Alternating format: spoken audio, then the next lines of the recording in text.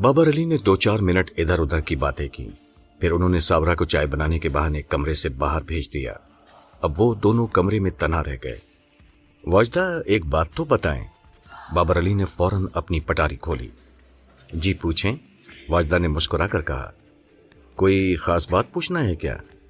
हाँ, मैं ये जानना चाह रहा था कि सैयदपुर लाहौर से कितनी दूर है? सैयदपुर? वाजदा ने इस तरह आंखें फाड़कर बाबर अली को देखा जैसे सामने बाबर अली ना हो, कोई और बैठा हो। लेकिन ये कैफियत चंद लम्हों तक ही रही।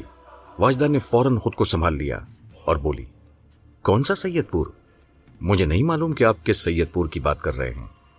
अच्छा, तुम दिलदार भट्ट को जानती हो? इस मर्तबा बाबर अली ने दूसरी पटारी खोली। कौन दिलदार भट्ट? वाजदा ने सपाट लहजे में कहा। अरे, तुम दिलदार भट्ट को भी नहीं जानती? बाबर अली ने वाजदा के चेहरे का रंग उड़ता हुआ महसूस कर लिया था। सैयदपुर के नाम पर वो चौंकी थी और दिलदार भट्ट के नाम पर उसकी आंखों से खौफ छलकने लगा था। दाल में कुछ काला था। लेकिन बाबर अली ने अपनी बेनियाजी बरकरार रखते हुए कहा, भाई वो तुम्हारा पड़ोसी नहीं है। लेकिन आप उसे कैसे जानते हैं? वाजदा ने जरा सा परेशान होकर पूछा। मेरी उससे लाहौर में मुलाकात हुई थी। उसने... बाबर अली ने जानबूझकर अपना जुमला अधूरा छोड़ दिया। वो पागल आदमी है, कई माह तक पागलखाने में रह चुका है। पिछले ही दिनों वहां से वापस आया था। उसकी जहनी हालत अब भी ठीक नहीं है। वो लोगों को पकड़कर उनसे अजीब अजीब बातें करता है। आपसे भी कुछ कह दिया होगा उसने, वाजदा ने जल्दी जल्दी बताया। अच्छा, बाबर अली ने उसकी बात पर यकीन करते हुए कहा। वैसे मुझसे उसने बड़ी दिलचस्प बात कही। वो क्या? वाजदा के चेहरे पर फिर हवाइयां उड़ने लगीं। उसने मुझे बताया कि नीलम तुम लोगों की सगी बेटी नहीं है। बाबर अली ने वाजदा को बगौर देखते हुए कहा। इतने में साबरा चाय की ट्रे हाथ में लिए अंदर दाखिल हुई। उन्होंने अपने शौहर की जबान से निकलने वाला जुमला सुन लिया था। ये सुनकर उनके हाथ में ट्रे लरस कर रह गई। हैं बाबर, ये आप क्या कह रहे हैं? किसने कही आपसे ये बात? उन्होंने बमुश्किल चाय की ट्रे मेज पर रखी और जल्दी से बाबर अली के बराबर आकर बैठ गई और परेशान होकर बाबर अली की सूरत तकने लगी। अब बाबर अली को अपनी गलती का एहसास हुआ।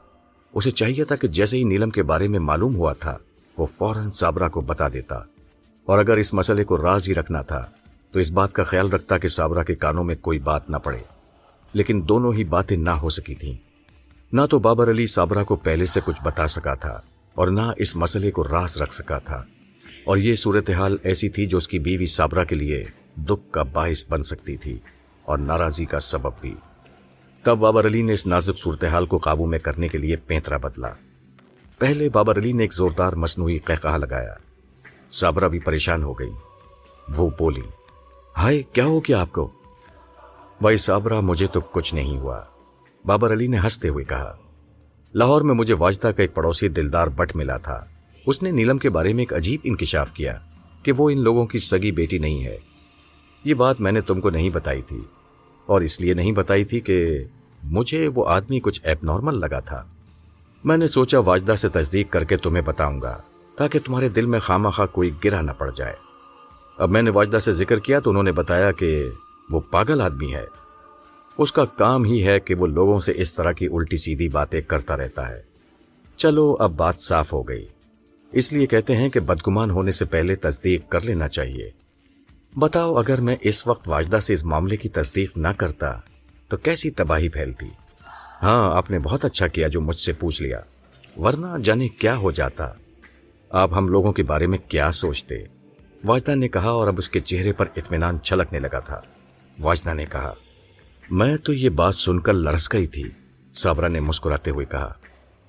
साबरा, आप चाय बनाएं, मैं जरा वॉशरूम से होकर आया। बाबर अली ये कहकर कमरे से बाहर निकल गए। 2-3 मिनट के बाद वो वापस आए तो साबरा चाय बनाने के लिए उठ चुकी थी। अब वो केतली से चाय निकाल रही थी। तीनों ने बैठकर चाय पी। चाय खामोशी से पी गई। फिर बाबर अली ने कहा, अच्छा भाई, अब मैं तो चलता हूं, नींद की आमद आमद है। तो फिर हम यहां बैठकर क्या करें? हम भी चलते हैं, वाजदा ने कहा। बाबर अली का मकसद भी यही था। वो चाह रहे थे कि वाजदा उठकर अपने कमरे में चली जाए।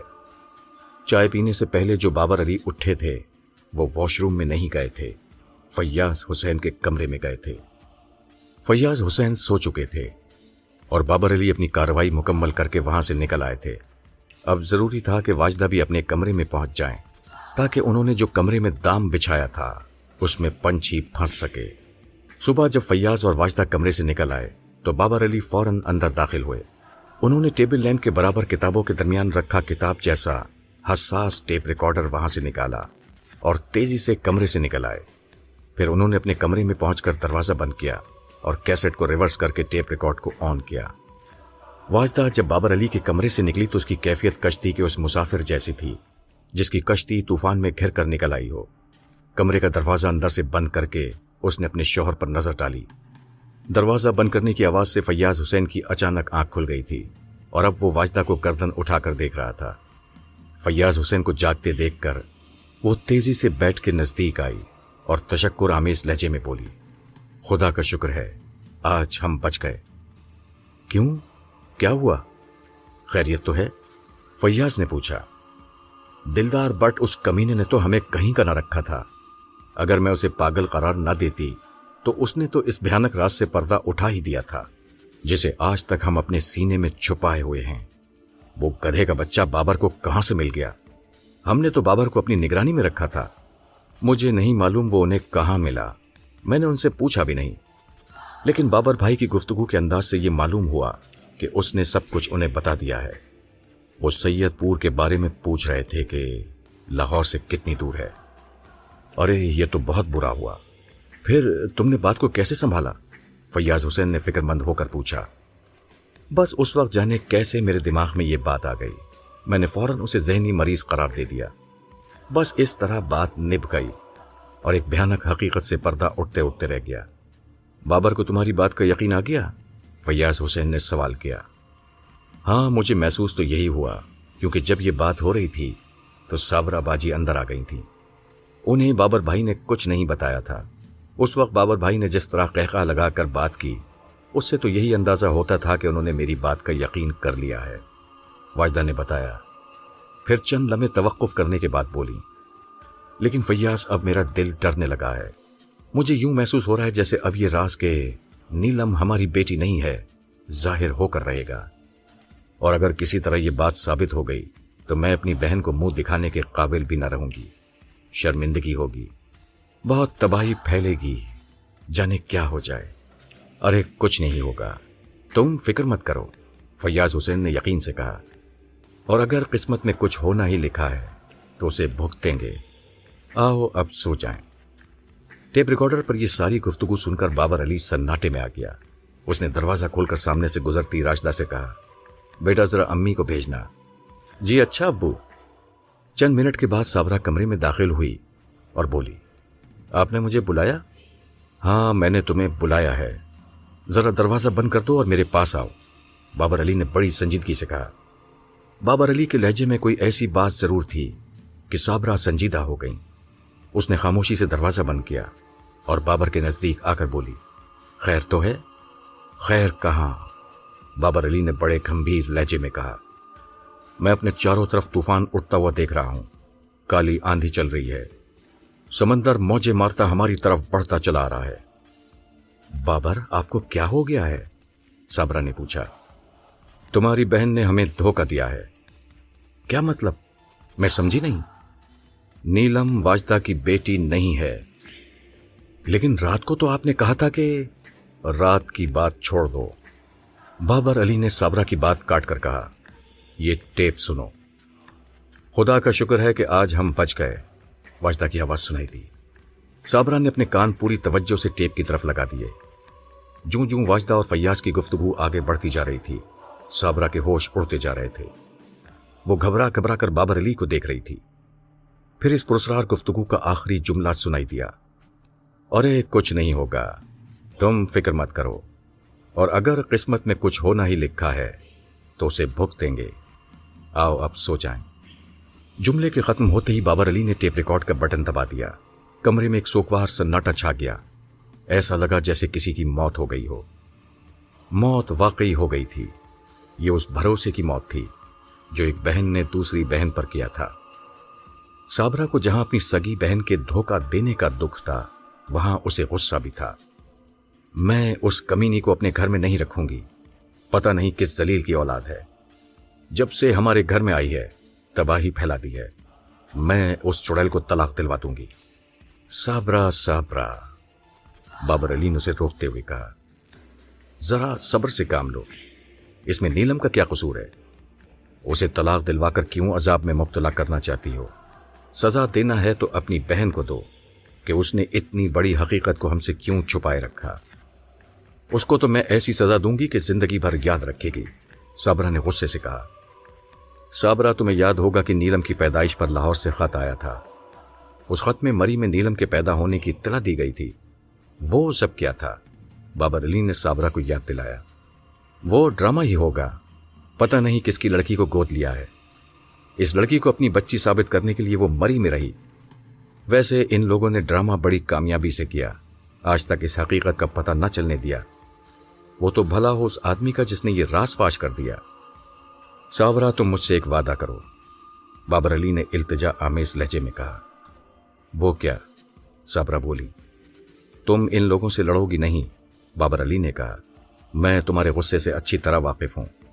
इस गुस्से का कोई फायदा नहीं होगा। जो होना था हो चुका।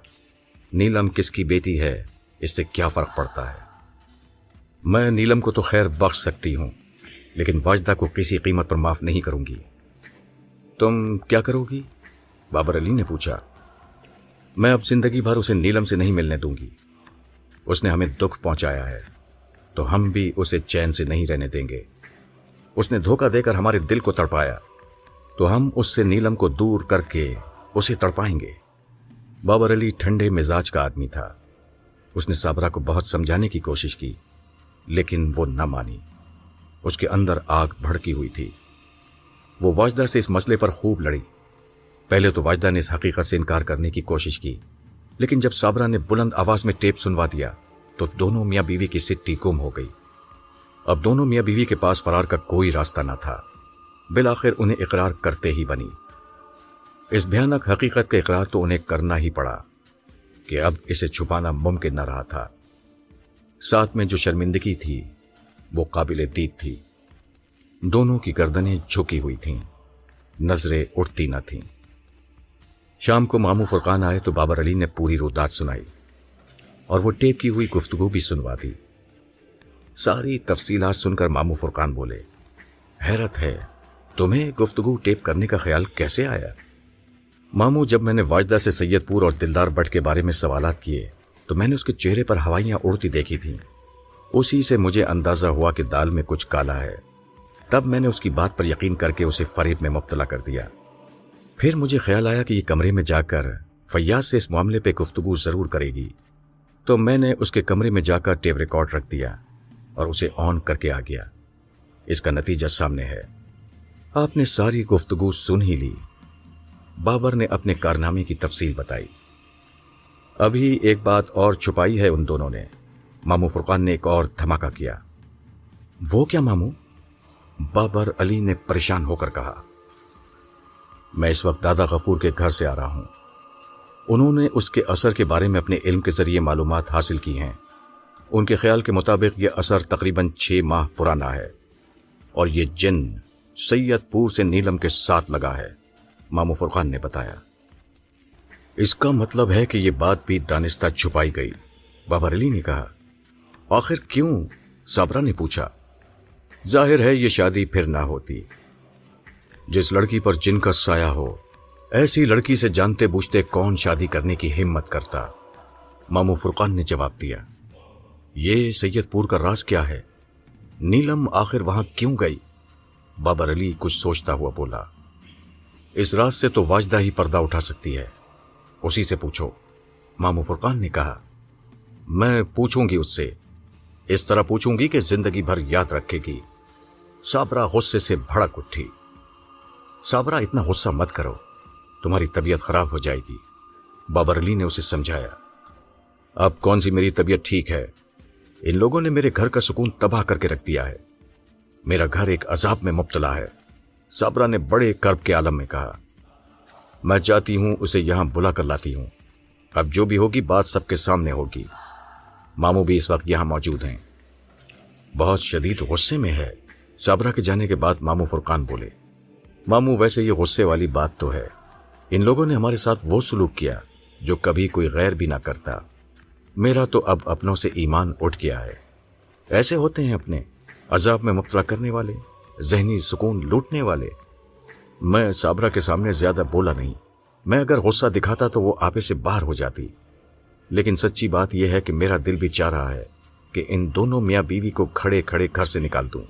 بابر علی نے کہا، بابر تم سمجھدار آدمی ہو، ذرا صبر سے کام لو۔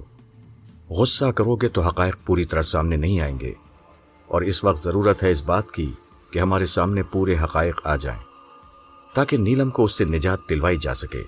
ماموں فرقان نے اسے سمجھانے کی کوشش کی۔ نیلم پر جو سایہ ہے وہ اتنی آسانی سے دور ہونے والا نہیں ہے، اس کے لیے ہمیں بہت محنت کرنی پڑے گی۔ ماموں فرقان ابھی بابر علی کو سمجھا ہی رہے تھے کہ دروازے پر زور زور سے بولنے کی آواز سنائی دی۔ واجدہ اور فیاض حسین مجرموں کی طرح گردن جھکائے کمرے میں داخل ہو رہے تھے، اور صابرہ بولے جا رہی تھیں۔ جو اس کی زبان پر آ رہا تھا وہ بے نقطہ سنا رہی تھی۔ وہ خاموشی سے سننے پر مجبور تھے۔ ایک تو بیٹی والے تھے، اوپر سے کام ایسے کیے تھے کہ بغیر سنے چارہ نہ تھا۔ جب صابرہ مستقل بولے چلی گئی، اس کا غصہ بڑھتا ہی گیا۔ تب بابر علی نے اسے روکا اور چپ رہنے کی تلقین کی۔ صابرہ اب چپ ہو جاؤ۔ میں کیسے چپ ہو جاؤں؟ میرے کلیجے میں آگ لگی ہوئی ہے۔ بھائی صاحب انہیں بولنے دیں، ان کا غصہ ٹھنڈا ہو جانے دیں۔ ہم لوگ واقعی قصوروار ہیں، ہم نے نیلم کے بارے میں حقائق چھپا کر بہت زیادتی کی ہے۔ اگر ان کی جگہ ہم ہوتے تو اسی طرح رد عمل سامنے آتا۔ فیاض حسین نے بڑے التجا بھرے لہجے میں کہا۔ بھائی فیاض صاحب یہ سب ہوا کیسے؟ ماموں فرقان نے پوچھا۔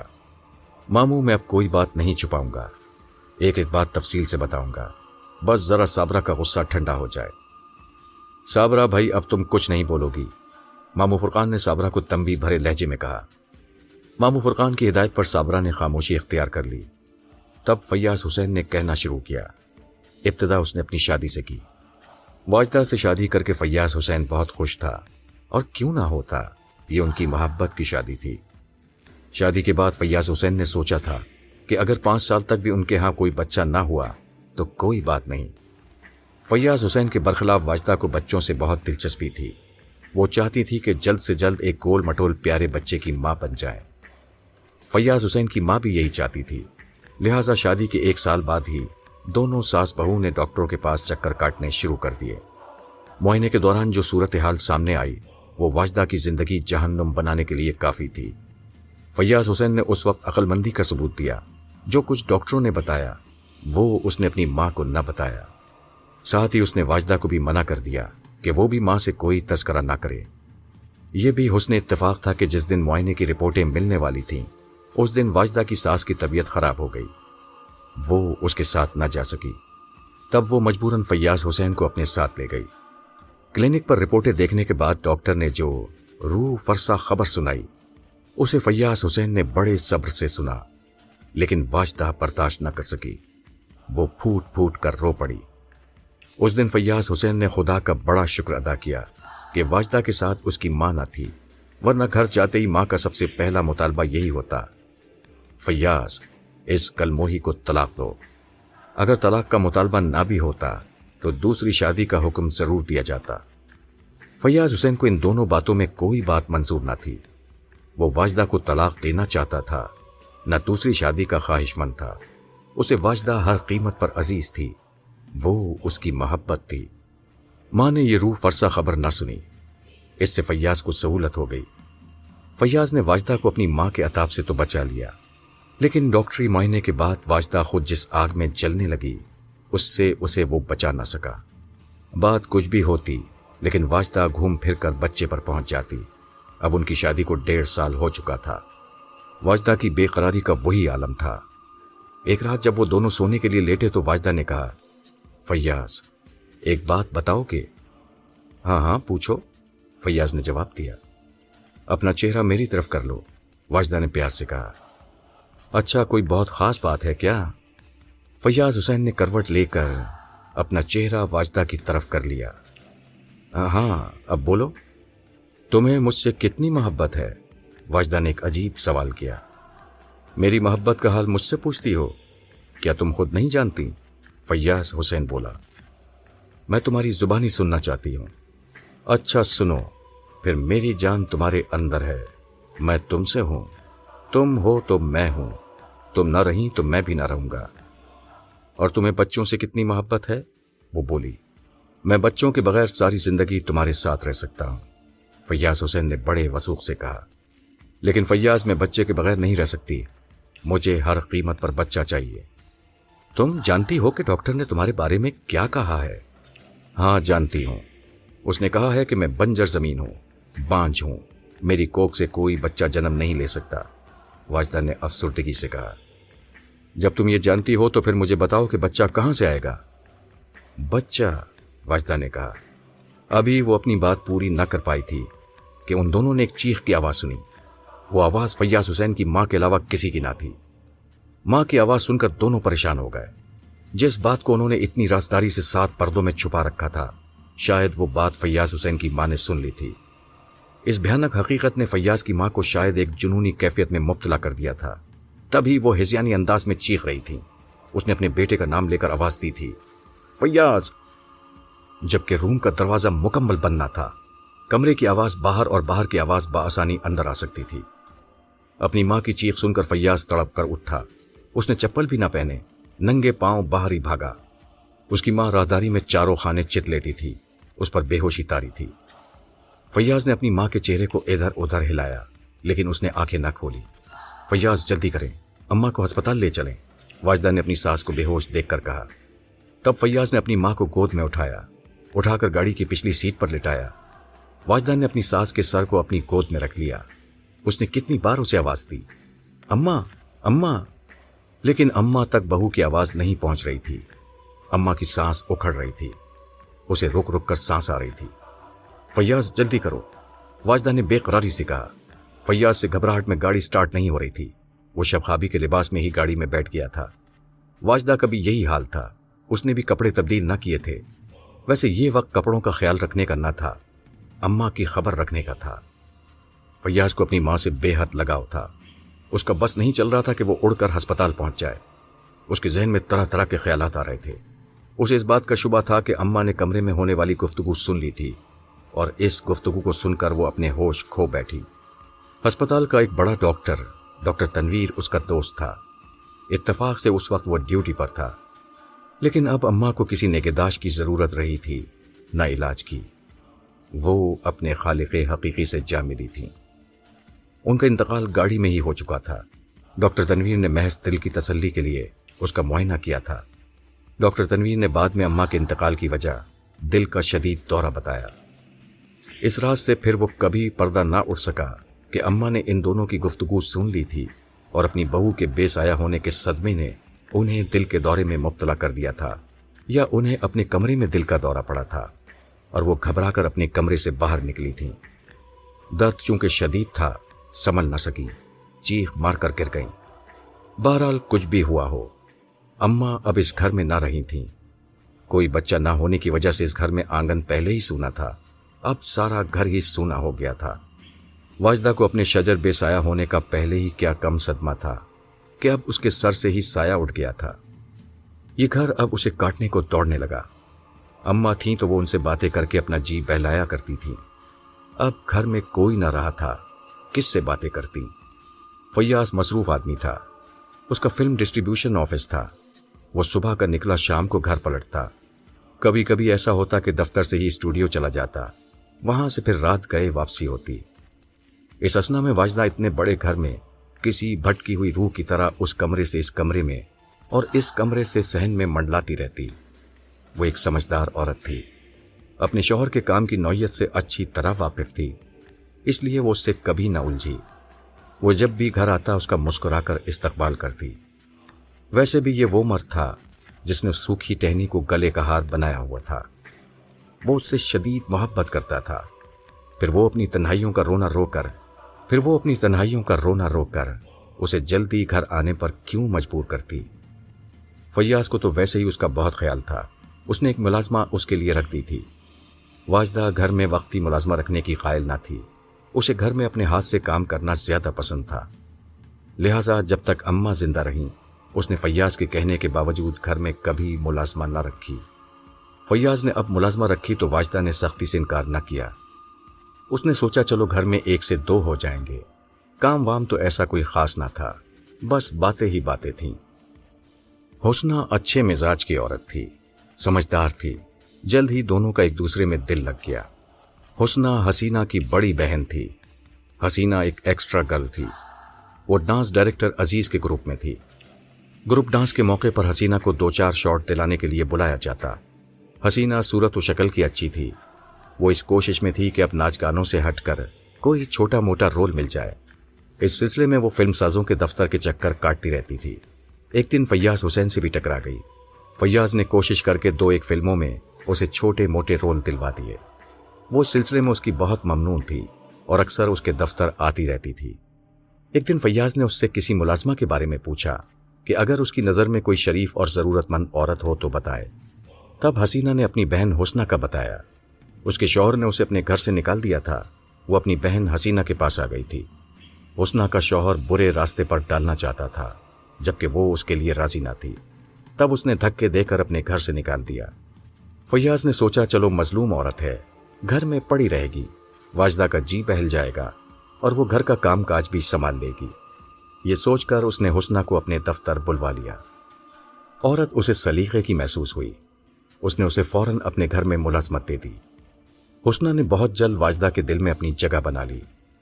حسنہ 16 سال کی تھی تب اس کی شادی ہوئی۔ اب اس کی شادی کو 4 سال ہو چکے تھے۔ اس عرصے میں ایک لڑکا پیدا ہوا تھا جو 1 سال ہو کر مر گیا تھا۔ اس کے بعد سے پھر کوئی بچہ نہ ہوا۔ حسنہ سید پور بیائی تھی۔ وہ تھوڑا بہت پڑھی لکھی تھی، اسے لفظوں کی پہچان تھی، جبکہ اس کا شوہر ان پڑھ تھا۔ ان کے پاس اپنی زمین کوئی نہ تھی، دوسروں کے کھیتوں میں کام کر کے روزی حاصل کرتا تھا۔ حسنہ کے شوہر کو مستقل کام کرنے کی عادت نہ تھی، 2 دن کام کرتا تو 2 دن آرام۔ کھیل تماشے کا بڑا شوقین تھا۔ سید پور میں کبھی کوئی چلتا پھرتا سینما آ جاتا تو وہ کام کو بھول کر منڈوا کے چکر لگاتا رہتا۔ حسنہ نے یہ 4 سال اس کے ساتھ بڑے عذاب میں گزارے۔ اس نے خود محنت مزدوری کی، خود بھوکی پیاسی رہی، فاقے کیے مگر مست رہی۔ کبھی اس نے زبان سے اف نہ کی، مگر جب اس کا شوہر بالکل پٹری سے اتر گیا اور اس نے حسنہ کو پیسے کمانے کی مشین بنانا چاہا تو وہ ہتھے سے اکھڑ گئی۔ وزیر یہ نہیں ہو سکتا، اس نے بھپری ہوئی شیرنی کی طرح کہا۔ میں فاقے کر سکتی ہوں لیکن اپنی چادر کو فروخت نہیں کر سکتی۔ تو یہ بات اپنے دل سے نکال دے، میں تیرے بنائے ہوئے گندے راستے پر چلوں گی۔ میرے راستے پر نہ چلی تو یاد رکھ پھر سارے راستے بند ہو جائیں گے، البتہ ایک راستہ کھل جائے گا اور وہ ہے تیرے گھر کا راستہ، واپسی کا راستہ۔ اس نے غصے سے کہا۔ ہاں میں واپس چلی جاؤں گی۔ حسنہ کو بھی غصہ آ گیا۔ پھر میں تجھے کبھی نہ بلاؤں گا، اس نے دھمکی دی۔ میں کبھی نہیں آؤں گی۔ حسنہ نے دھمکی قبول کر لی۔ پھر حسنہ نے انتظار نہ کیا، اسی دن گاڑی میں بیٹھ کر لاہور پہنچ گئی۔ اسٹیشن سے تانگے میں بیٹھ کر دھرمپور پہنچی۔ دھرمپورے میں اس کی ماں رہتی تھی، ایک چھوٹی بہن حسینہ، ایک بھائی بھی، لیکن باپ کے مرنے کے بعد اس نے گھر سے منہ موڑ لیا تھا۔ اب وہ کہاں تھا کوئی نہیں جانتا تھا۔ اس کی ماں دوسروں کے گھروں میں کام کر کے کچھ کما لیتی تھی۔ حسینہ فلم لائن میں ہاتھ پیر مار رہی تھی۔ وہ ماں پر بوجھ نہ تھی، اپنا خرچہ خود نکال لیتی تھی۔ حسنہ گھر میں داخل ہوئی تو ماں اس کا چہرہ دیکھتے ہی سمجھ گئی کہ کچھ ہو گیا ہے۔ وہ ماں کو دیکھ کر اس کے گلے لگی اور خوب روئی، اتنا روئی کہ اس کی ہچکیاں بن گئیں۔ ماں نے اسے بمشکل الگ کر کے پانی پلایا، اس کی کمر پر ہاتھ پھیرتی رہی، پھر بولی، وزیر نے تجھے نکال دیا ہے؟ ماں تو نے مجھے کہاں بیاہ دیا؟ اسے تو معلوم ہی نہیں عورت کیا ہوتی ہے۔ وہ تو عورت کو مزیدار پان سمجھتا ہے۔ چبایا اور تھوک دیا۔ ماں میں مر جاؤں گی مگر وزیرے کے گھر نہیں جاؤں گی۔ ان 4 سالوں میں اس نے اتنے دکھ دیے ہیں کہ تجھے کیا بتاؤں۔ ماں وہ بالکل نکھٹو ہے، وہ کوئی کام کرنا نہیں چاہتا، وہ تو اپنی عورت سے کام کرانا چاہتا ہے۔ ماں وہ بہت برا شوہر ہے، جس پر تھوکا تو جا سکتا ہے، اس کے ساتھ نہیں رہا جا سکتا۔ حسنہ کی آنکھوں میں پھر سے آنسو بھرنے لگے۔ تو تھوک آتی اس پر؟ ماں نے اس کی آنکھوں میں دیکھتے ہوئے کہا۔ ہاں ماں میں اس پر تھوک آئی ہوں۔ حسنہ نے اپنے آنسو پوچھتے ہوئے کہا۔ اگر وہ تجھے لینے آیا تو نہ جائے گی؟ ماں نے پوچھا۔ اول تو وہ مجھے لینے نہیں آئے گا، میں اس کے مطلب کی عورت نہیں ہوں. اگر وہ بھولا بھٹکا آ گیا تو میں اس کے ساتھ نہیں جاؤں گی، حسنہ نے بڑے پروسوخ انداز میں کہا. حسنہ واجدہ کے گھر میں آ کر بہت خوش تھی. واجدہ اسے ملازمہ نہیں سمجھتی تھی. وہ اسے عزت کی نگاہ سے دیکھتی تھی، اس کی قدر کرتی تھی. دھیرے دھیرے حسنہ کو اس کے گھر کے تمام حالات معلوم ہو گئے. واجدہ نے اس کے سامنے اپنا دل کھول کر رکھ دیا، اپنے سارے دکھ بیان کر دیے. جب حسنہ واجدہ کا دکھ سنتی تو سوچتی کہ یہ دکھ صرف غریبوں کے پلو سے ہی نہیں بندھے، بلکہ یہ ہر اس جگہ مل جاتے ہیں جہاں یہ شائبہ تک نہیں ہوتا کہ یہاں بھی دکھ ہوں گے. اللہ بڑا انصاف والا ہے، جب وہ کچھ دیتا ہے تو کچھ چھین بھی لیتا ہے. اچھی صورت تھی، اس سے خوشحالی چھین لی. خوشحالی دی تو اولاد سے محروم کر دیا. بے پناہ دولت سے نوازا، مگر ایسی بیماری دے دی کہ ڈبل روٹی کے ایک پیس کے سوا کچھ نہ کھا سکے. دولت مند ہونا اس بات کی ضمانت نہیں کہ وہ ہر غم سے آزاد ہے. واجدہ کا دکھ اسے 8 آنسو رلاتا. حسنہ ایک درد مند رکھنے والی عورت تھی. اس کی سمجھ میں نہیں آتا تھا کہ وہ اپنی مالکن کا دکھ کس طرح بٹائے. وہ جن پیروں فقیروں کو جانتی تھی وہاں سے تعویذ گنڈے لے آئی تھی، لیکن تعویذ گنڈوں سے کبھی کیا اولاد پیدا ہوتی ہے، اور ایسی صورت میں جبکہ عورت کسی سوکھی ٹہنی کی طرح ہو. جب سے حسنہ اس گھر میں آئی تھی اور واجدہ کے دکھ سے آشنا ہوئی تھی، وہ تواتر سے خواب دیکھتی آ رہی تھی. وہ خواب میں دیکھتی تھی کہ ایک بہت خوبصورت باغ ہے، چاروں طرف سبزہ ہے، پھول در پھول ہے. پھولوں کے درمیان ایک 16-17 سال کی نہایت حسین لڑکی بیٹھی ہے. واجدہ اس لڑکی کے قریب جاتی ہے تو وہ لڑکی اس کے پاس آ جاتی ہے. تبھی حسنہ کہیں سے نمودار ہوتی ہے اور واجدہ کو اس لڑکی کے پاس دیکھ کر بہت خوش ہوتی ہے اور واجدہ سے کہتی ہے، بی بی جی اس لڑکی کو اپنے گلے سے لگا لیں، یہ آپ کی بیٹی ہے. یہ سن کر واجدہ بہت خوش ہوتی ہے اور اس حسین جمیل لڑکی کو میری بیٹی کہہ کر گلے سے لگا لیتی ہے. یہ خواب حسنہ نے سینکڑوں مرتبہ دیکھا تھا. یہ خواب اسے اسی طرح نظر آتا تھا، اس میں کوئی ترمیم یا اضافہ نہ ہوتا تھا. ایک دن صبح حسنہ سو کر اٹھی تو اس کی طبیعت کچھ بھاری بھاری سی تھی، متلی کی سی کیفیت ہو رہی تھی. وہ اٹھ کر واش روم گئی تو وہاں اسے قے ہوئی اور اس کی آنکھوں کے سامنے اندھیرا سا چھا گیا.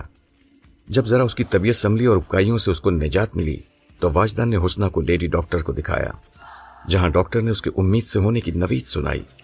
حسنہ گھر آ کر واجدہ سے لپٹ گئی. واجدہ نے پوچھا، بہت خوش ہو؟ ہاں بی بی جی، میں بہت خوش ہوں، مجھے میرے خواب کی تعبیر ملنے والی ہے. حسنہ نے خوش ہو کر کہا، کیا مطلب؟ وجہ سمجھ نہ پائی. بی بی جی میں خواب بہت کم دیکھتی ہوں، اور کبھی دیکھتی ہوں تو وہ ہمیشہ سچے نکلتے ہیں. حسنہ بولی، ایسا کیا خواب دیکھ لیا ہے تم نے؟ واجدہ نے وضاحت چاہی. میں آپ کو بتاؤں؟ اچھا میں نہیں بتاتی، آپ بتائیں کہ کیا ہوگا، لڑکی یا لڑکا؟ حسنہ نے پوچھا. لڑکا ہوگا، واجدہ نے اسے خوش کرنے کے لیے ایسے ہی کہہ دیا. نہیں بی بی جی، میں آپ کو ابھی سے بتائی دیتی ہوں کہ لڑکی ہوگی. میرے خواب بڑے سچے ہوتے ہیں. ارے حسنہ تو اللہ والی بنتی جا رہی ہے، بڑی پیش گوئی کرنے لگی ہے. واجدہ نے ہنس کر کہا، بی بی جی آپ کو یاد نہیں، میں نے جب بھی وہ خواب دیکھا ہے آپ کو بتایا ہے کہ آپ کو میرا وہ خواب یاد نہیں؟ حسنہ نے کہا، ہاں مجھے اچھی طرح یاد ہے. واجدہ مسکرا کر بولی، بس پھر سمجھ لیجئے کہ آپ کی بیٹی آ رہی ہے. حسنہ نے انکشاف کیا. حسنہ تو جو بات کہہ رہی ہے اس کا مطلب سمجھتی ہے نا؟ واجدہ نے تصدیق چاہی. ہاں میں جو بات کہہ رہی ہوں اس کا مطلب خوب سمجھتی ہوں. حسنہ نے بڑے یقین سے کہا، کیا واقعی یہ میری بیٹی ہوگی؟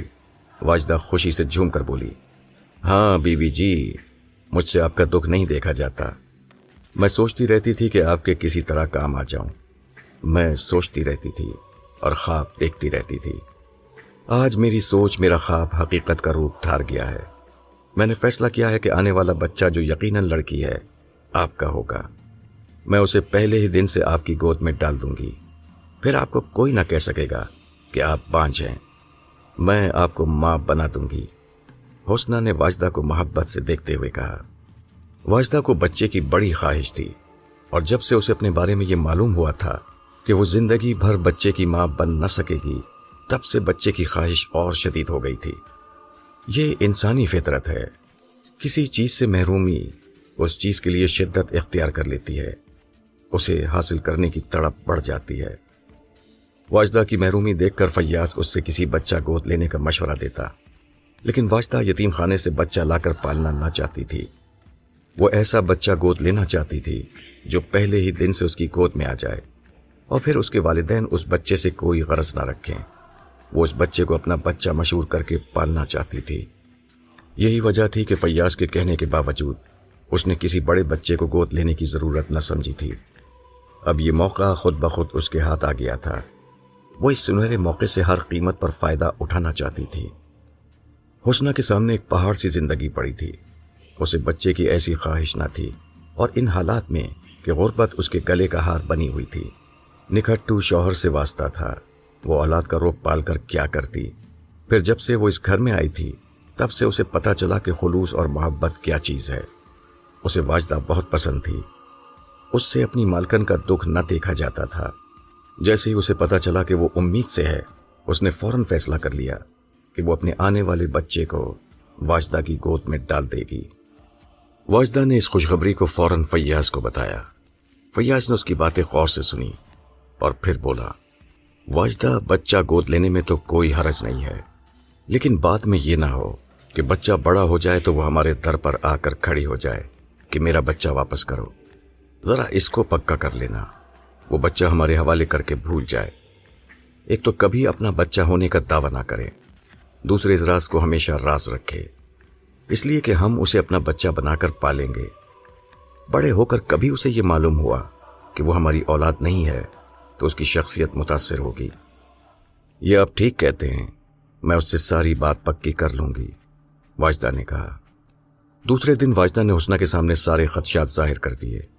وہ بولی، دیکھ حسنہ، آج تو جوش میں ہے، میری محبت میں یا مجھے دکھی دیکھ کر تو نے مجھے اپنا بچہ دینے کی حامی بھر لی ہے، لیکن ایک بات میں تجھے صاف صاف بتائی دیتی ہوں، اگر تو نے ایک مرتبہ بچہ میری گود میں ڈال دیا تو وہ ہمیشہ کے لیے میرا ہو جائے گا۔ کہیں ایسا نہ ہو کہ بچہ بڑا ہو جائے، پھر تو اسے دیکھے، تیری ممتا جوش مارے، اور اس جوش میں تو ہم سے اس کی واپسی کا مطالبہ کر دے۔ ایک بات تو اچھی طرح کان کھول کر سن لے، بچے سے تیرا دعویٰ ہمیشہ ہمیشہ کے لیے ختم ہو جائے گا۔ اس کے علاوہ تو اس راز کو ہمیشہ راز رکھے گی، کسی پر ظاہر نہیں کرے گی، حتیٰ کہ بچے پر بھی نہیں۔ بچہ دیکھنے کی تجھے اجازت ہوگی، صرف دیکھنے کی، زبان پر تیری ایک لفظ نہ آئے گا۔ بی بی جی، آپ یہ کیوں بھولتی ہیں کہ بچہ آپ نے مجھ سے مانگا نہیں، میں نے آپ کو خود دینے کی پیشکش کی ہے، پھر میں آپ سے اسے واپس کیوں مانگوں گی؟ آپ نے میری مشکل وقت میں ساتھ دیا ہے۔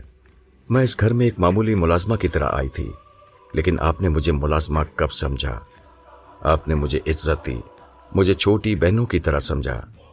میں آپ سے اس قدر محبت کرتی ہوں کہ اگر مجھ سے میری جان بھی مانگیں تو اس کی نظر کرنے میں پس و پیش سے کام نہ لوں گی۔ بچہ تو کوئی چیز نہیں، میں بچہ آپ کے اس طرح حوالے کروں گی کہ اس پر میرا حق خود بخود ختم ہو جائے گا۔ آپ دیکھتی جائیے۔ حسنہ کی یہ پیشنگوئی کہ اس کے بدن سے لڑکی جنم لے گی حرف بہ حرف سچ ثابت ہوئی۔ اس طرح وہ جو خواب تواتر سے دیکھتی تھی سچ ثابت ہو گیا۔ لڑکی کو واجدہ کے حوالے کرتے ہوئے اس نے کہا، بی بی جی، اس لڑکی کو اپنے گلے سے لگا لیں، یہ آپ کی بیٹی ہے۔ تب واجدہ نے حسنہ سے اس بچی کو لے کر بے اختیار آنکھوں سے لگا لیا۔ میری بچی کہہ کر واجدہ نے اسے کلیجے سے بھینچ لیا۔ پھر حسنہ نے اپنی پھول سی بچی اس طرح واجدہ کے حوالے کی کہ اس کا حق خود بخود ختم ہو گیا۔ یہاں بھی اس کا کہا سچ ثابت ہو گیا۔ حسنہ نے واجدہ کو مشورہ دیا کہ ہم لاہور چھوڑ کر کہیں اور چلتے ہیں، لیکن جانے سے پہلے ایک ڈرامہ کرنا ہوگا۔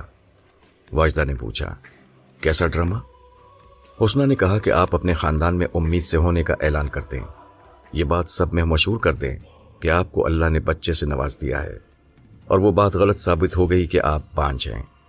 ڈاکٹر تو ڈاکٹر ہی ہوتے ہیں، اللہ میاں نہیں ہوتے۔ اولاد سے نوازنے والا اللہ ہے، ڈاکٹر نہیں۔ یہ بات سن کر واجدہ خوش ہو گئی۔ وہ یہی چاہتی تھی، بچہ ہر صورت میں اس کا کہلائے، کوئی یہ نہ کہے کہ گود لیا ہے۔ حسنہ کی تجویز پر سوچ بچار کے بعد ایک مکمل منصوبہ تیار کیا گیا۔ اس منصوبے کا ہر طرح سے جائزہ لیا گیا، کہیں اگر کوئی جھول تھا تو اسے دور کیا گیا۔ یہ بات پورے خاندان، رشتہ داروں، پاس پڑوس اور محلے میں مشہور کر دی گئی کہ واجدہ کی اللہ نے گود بھر دی ہے۔ یہ خبر واجدہ نے اپنی بہن صابرہ کو بھی کراچی پہنچا دی تھی۔ صابرہ کا خط فوراً آیا۔ اس نے ڈھیروں مبارکباد دی تھیں اور دعا کی تھی کہ واجدہ تخلیق کے اس مرحلے سے بخیر و خوبی گزر جائے۔ پھر اعلان ہوا۔ یہ اعلان تقریباً 3 ماہ بعد ہوا کہ واجدہ کی خصوصی حالت کے پیش نظر یہ ضروری ہے کہ اسے صحت افزا مقام پر لے جایا جائے، ورنہ ڈاکٹروں کے مشورے کے مطابق بچے کی پیدائش میں پیچیدگیاں پڑنے کا امکان تھا۔ اس طرح واجدہ کو مری روانہ کر دیا گیا۔ وہاں ایک ڈاک بنگلے میں اس کی رہائش گاہ کا انتظام کیا گیا۔ کام کاج کے لیے حسنہ موجود تھی۔ 6 ماہ واجدہ مری رہی۔ حسنہ نے وہاں ایک بہت خوبصورت بچی کو جنم دیا۔ حسنہ نے یہ بات کہ وہ امید سے ہے اس نے اپنے گھر والوں سے بھی چھپائی تھی۔ اس کی ماں اور بہن کو بھی معلوم نہ تھا، بس اتنا معلوم تھا کہ وہ اپنی مالکن کے ساتھ مری گئی ہوئی ہے۔ اس طرح یہ بات 3 افراد کے علاوہ کسی کو معلوم نہ تھی کہ یہ بچی واجدہ کی نہیں حسنہ کی ہے۔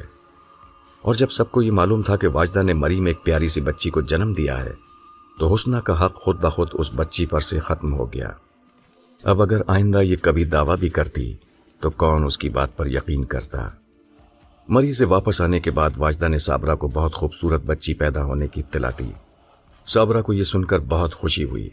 اس نے اسے مبارکباد کا خط لکھا اور بچی کی زندگی کے لیے ڈھیروں دعائیں بھیجیں۔ اس طرح یہ راز صابرہ پر بھی آشکار نہ ہو سکا کہ واجدہ نے دراصل بچے کو جنم نہیں دیا، بلکہ اس نے بچے کی پیدائش کا محض ڈرامہ کیا تھا۔ حسنہ واجدہ کے ساتھ بچی کی پیدائش کے بعد تقریباً 4 سال رہی۔ پھر اس کا شوہر وزیر علی اسے لینے آ پہنچا۔ اب وہ سدھر گیا تھا۔ اس نے گناہوں سے توبہ کر لی تھی، کام کاج بھی کرنے لگا تھا۔ اس عرصے میں کوئی چکر چلا کر دبئی کا پھیرا بھی مار آیا تھا۔ اب سید پور میں اس نے زمین خرید لی اور ایک آٹا پیسنے کی چکی لگا لی تھی۔ ان 4 سالوں میں اس نے ایک شادی بھی کر لی تھی، لیکن اس کی نئی بیوی نے اس کے ساتھ وفا نہ کی اور وہ اپنے کسی آشنا کے ساتھ فرار ہو گئی تھی۔ تب اسے حسنہ کی یاد شدت سے آئی اور وہ سیدھا بھاگ کر لاہور پہنچا تھا۔ اپنی غلطیوں کی رو رو کر معافی مانگی تھی۔ تب حسنہ کی ماں نے اسے بتایا کہ وہ یہاں نہیں رہتی، وہ سمن آباد میں رہتی ہے اور اس نے اس کا گھر نہیں دیکھا۔ شام کو حسینہ آئے تو اس کے ساتھ چلے جانا۔ یہ سن کر وزیر کو ایک دھچکا سا لگا۔ وہ سمن آباد میں کس کے ساتھ رہتی ہے؟ کہیں اس نے شادی تو نہیں کر لی؟ لیکن وہ شادی کیسے کر سکتی ہے؟ اس نے ابھی حسنہ کو طلاق کہاں دی ہے؟ جس شبہ نے اس کے سر میں اپنا پھن پھیلایا تھا اس کا اظہار اس نے اپنی ساس کے سامنے کر دیا۔ کیا حسنہ نے شادی کر لی ہے؟ اس نے پوچھا۔ وزیر، تو نے میری پھول سی بیٹی کو بڑے دکھ دیے ہیں، اب تو باز آ جا، ماں نے تلخی سے کہا۔ وہ شادی کیسے کرے گی؟ اسے تو شادی کے نام سے ہی نفرت ہو گئی ہے۔ تو نے میری بیٹی کو بہت ستایا ہے۔ یہ سن کر وزیر علی کے چہرے پر مسکراہٹ آ گئی۔ اطمینان کی گہری سانس لی۔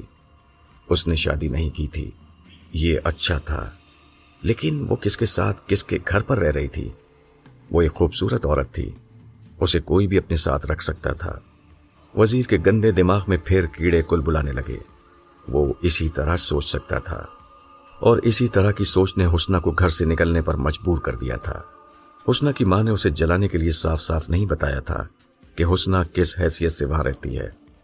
وہ شام تک کرسی پر بیٹھا پہلو بدلتا رہا۔ دن چھپے حسینہ گھر میں داخل ہوئی۔ اس نے دیکھا کہ گھر میں وزیر علی موجود ہے۔ بہنوئی کی شکل دیکھ کر اس نے منہ دوسری طرف پھیر لیا اور خاموشی سے اندر کمرے میں چلی گئی۔ یہ اب آیا ہے 4 سال کے بعد؟ ماں، یہ کچھ جلدی نہیں آ گیا؟ حسینہ نے زور سے کہا تاکہ باہر بیٹھا وزیر علی سن لے۔ اس نے سن لیا لیکن خاموش بیٹھا رہا۔ یہ وقت اس کے بولنے کا نہ تھا، سننے کا تھا۔ تو ٹھیک کہتی ہے حسینہ، یہ کچھ جلدی ہی آ گیا ہے، ماں نے دکھ بھرے لہجے میں کہا۔ بہرحال اب آ گیا ہے تو اسے حسنہ تک پہنچا دے۔ میں نہیں جاؤں گی اسے وہاں لے کر، حسینہ نے سخت لہجے میں کہا۔ یہ خود جائے گا۔ حسینہ تو مجھے پتہ بتا دے، میں خود چلا جاؤں گا۔ وزیر اس کی بات سن کر کمرے میں داخل ہوا اور خوشامدانہ لہجے میں بولا، وزیر تو اب کیوں آیا ہے؟ 4 سال کے بعد اچانک تجھے حسنہ کی کیا ضرورت پڑ گئی؟ حسینہ نے اپنے شعلے برساتی آنکھوں سے اسے گھورا۔ کبھی آ کر یہ دیکھ لیتا کہ وہ زندہ بھی ہے یا مر گئی۔ حسینہ، میں جانتا ہوں کہ میں قصوروار ہوں، میں اس سے معافی مانگ لوں گا، وزیر علی نے التجا آمیز لہجے میں کہا۔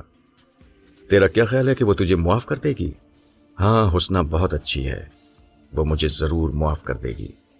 پھر جا، وہاں جا کر دیکھ لے، حسینہ نے کہا اور اسے سمن آباد کا پتہ لکھ کر دے دیا اور زبانی سمجھا دیا۔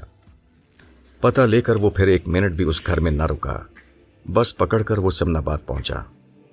اس وقت رات کے 8 بج رہے تھے۔ حسنہ باورچی خانے میں تھی، روٹیاں پکا رہی تھی۔ واجدہ ٹیلی ویژن دیکھ رہی تھی۔ گھر کا گیٹ بجنے پر اس نے حسنہ کو آواز دی۔ واجدہ نے جب دروازے پر پہنچ کر گیٹ کھولا تو اسے وہاں فقیر کے بجائے پنک قمیض پہنے ایک آدمی نظر آیا۔ واجدہ کو دیکھ کر وزیر کچھ جھجکا، پھر ہمت کر کے آگے بڑھا۔ السلام جی۔ وعلیکم السلام۔ واجدہ نے اس شخص کو غور سے دیکھتے ہوئے کہا، کیا بات ہے، کس سے ملنا ہے؟ میں حسنہ کے گھر سے آ رہا ہوں، اس کی ماں نے بتایا ہے کہ وہ یہاں رہتی ہے، مجھے اس سے ملنا ہے۔ حسنہ سے؟ واجدہ نے سوالیہ انداز میں کہا۔ حسنہ کو رہتے ہوئے اس گھر میں 4 سال کا عرصہ ہو گیا تھا، لیکن اس سے آج تک کوئی ملنے نہ آیا تھا۔ اس اجنبی کو دیکھ کر واجدہ کو حیرت ہوئی۔ اس نے اس سے پوچھا، تم کون ہو حسنہ کے؟ میں وزیر علی ہوں جی، وزیرہ، میں اس کا شوہر ہوں۔ اوہ، واجدہ نے ایک گہرا سانس لیا۔ اچھا تم ٹھہرو، میں حسنہ کو جا کر بتاتی ہوں۔ کچن میں داخل ہو کر واجدہ حسنہ کو غور سے دیکھنے لگی۔ وہ بیلن سے روٹی بڑھانے میں مصروف تھی، اس کے ہاتھ تیزی سے چل رہے تھے۔ واجدہ کو وہ اس وقت بہت اچھی لگی۔ اس کی سمجھ میں نہیں آیا کہ وہ حسنہ کی شوہر کی آمد کی اطلاع کس طرح تھے۔ اسے نہیں معلوم تھا کہ اس خبر سے اسے خوشی ہوگی یا وہ افسردہ ہو جائے گی۔ دروازے پر واجدہ کو کھڑا دیکھ کر اس نے اپنی نظریں گھمائی اور بولی، کون تھا بی بی جی؟ فقیر ہوگا؟ تھا نہیں ہے، واجدہ نے مسکراتے ہوئے کہا۔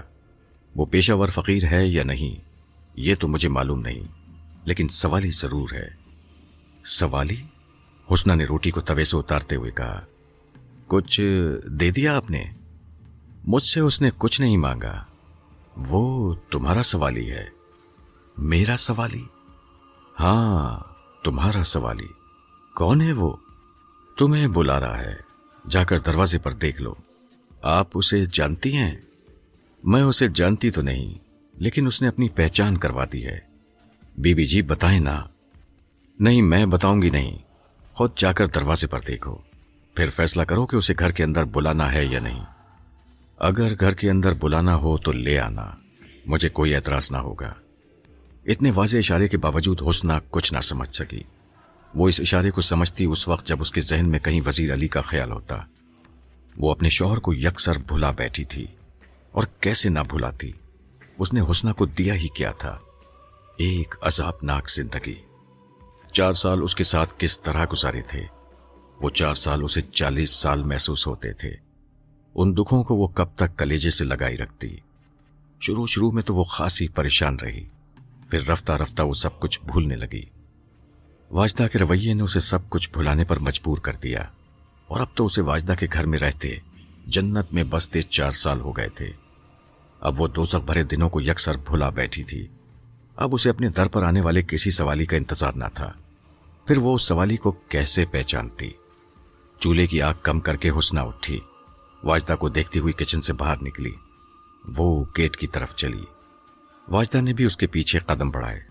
حسنہ نے گیٹ کھول کر تھوڑی سی گردن باہر نکالی اور پوچھا، کون ہے؟ میں ہوں حسنہ، وزیرہ۔ وزیر علی نے جلدی سے قدم آگے بڑھاتے ہوئے کہا، چلے جاؤ یہاں سے، میں تمہاری شکل نہیں دیکھنا چاہتی۔ یہ کہہ کر حسنہ نے گیٹ بند کر لیا۔ حسنہ نے گیٹ بند کیا تو وزیر علی کو لگا جیسے اس نے دل کا دروازہ بند کر لیا ہو۔ وہ یہاں بڑی آس لے کر آیا تھا، مایوس ہو کر لوٹنا نہ چاہتا تھا۔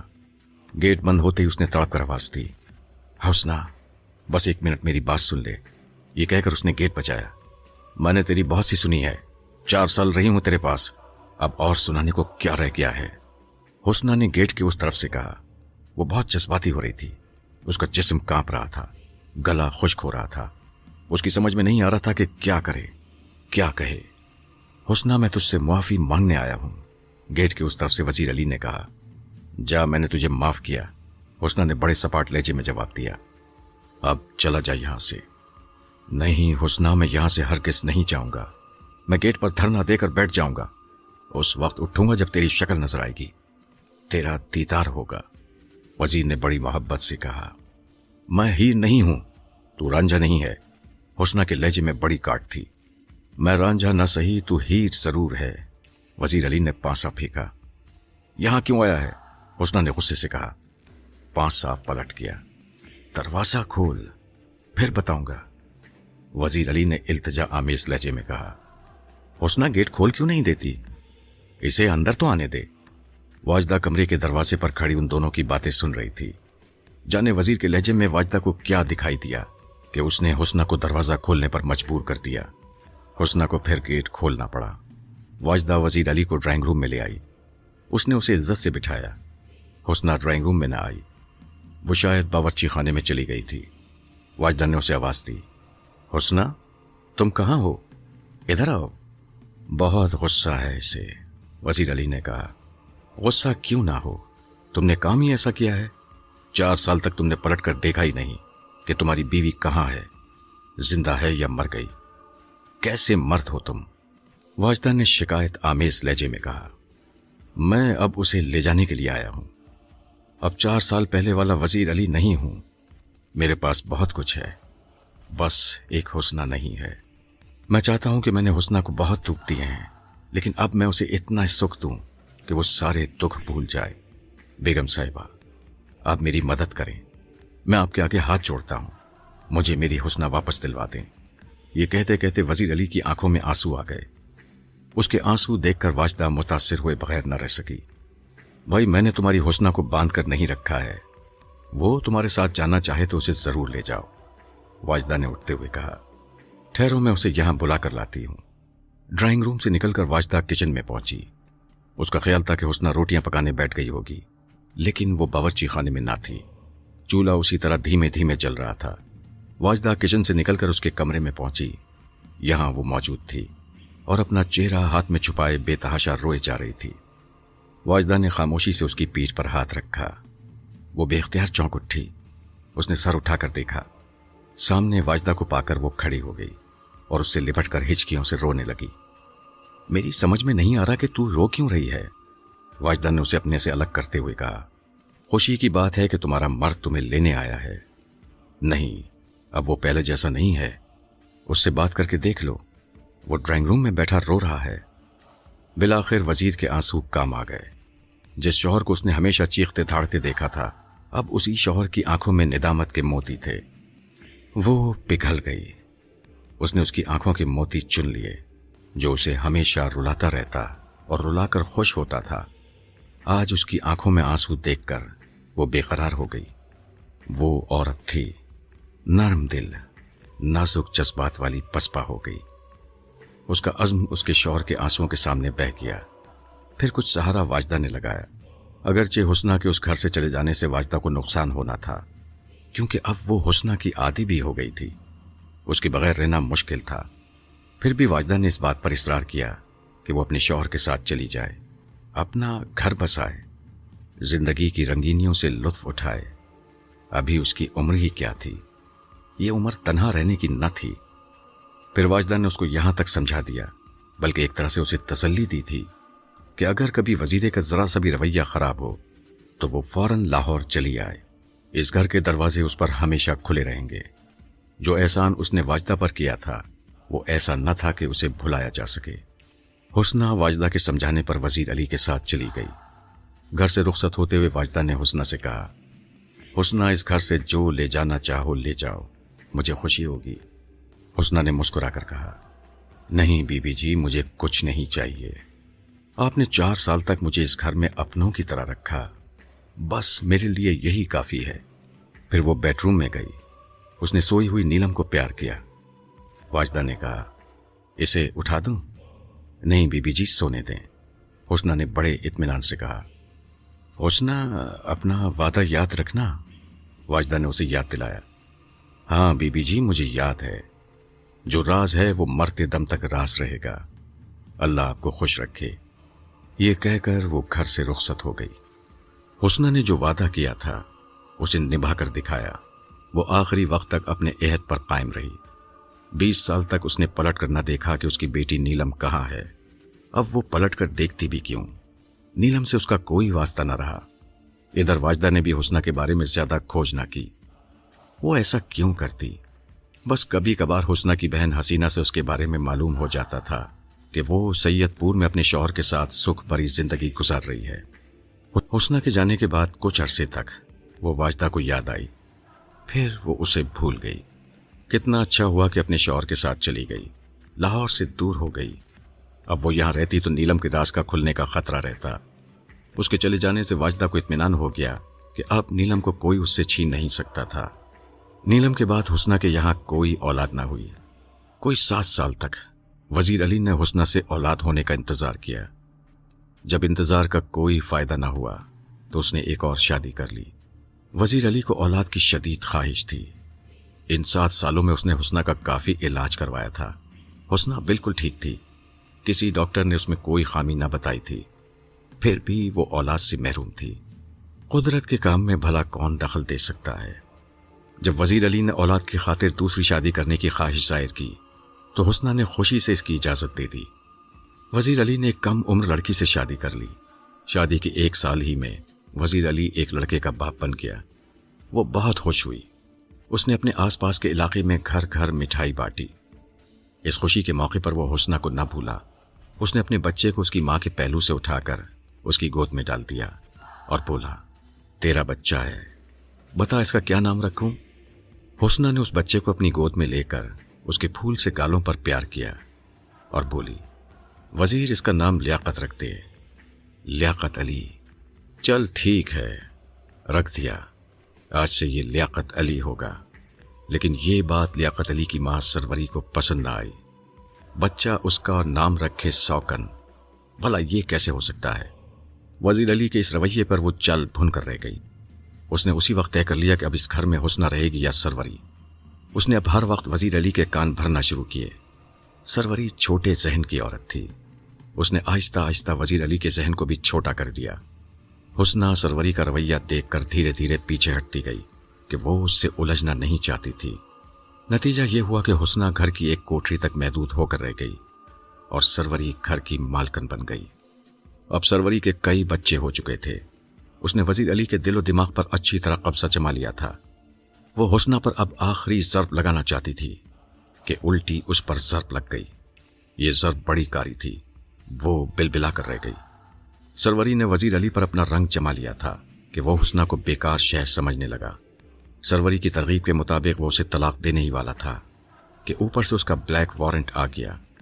रात के वक्त गांव के पागल कुत्ते ने उसे काट लिया।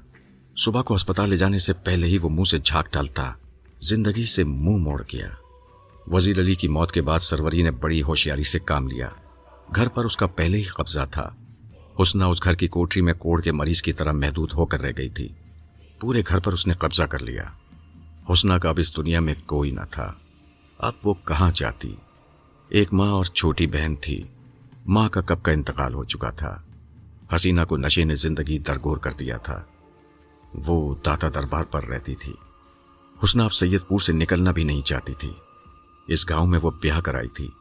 उसने यहां रहकर जवानी से बुढ़ापे तक का सफर तय किया था। इस गांव की एक एक गली से उसे मोहब्बत थी। वो अब इस गांव को छोड़ना नहीं चाहती थी। उसने गांव वालों को दरमियान में डाला। तब गांव वालों ने सरवरी से वो घर हुस्ना को दिला दिया जिसमें वो रहती थी। बस उसने इतनी ही ख्वाहिश की थी। फिर सरवरी सैयदपुर में न रही। उसने जमीनें और आटे की चक्की फरोख्त कर दी और मैके चली गई। फिर उसने 2 साल बाद ही दूसरी शादी कर ली। वो सैयदपुर में तन्हा रह गई। हुस्ना मिलनसार औरत थी, इसलिए गांव के सारे लोग उसे पसंद करते थे। हुस्ना ने अपने दिल लगाने के लिए घर के अंदर छोटी सी दुकान खोल ली। ये छोटी सी दुकान उसके गुजर बसर के लिए काफी थी। उस दुकान पर जब कोई 3-4 साल की बच्ची आती तो उसकी निगाहों में अपनी बेटी नीलम की तस्वीर आ जाती। जब वो लाहौर से आई थी तो वो इतनी ही छोड़ कर आई थी। नीलम की याद आती तो वो खो सी जाती। अब तो नीलम जवान हो गई होगी। क्या पता अब तक उसकी शादी भी हो चुकी हो।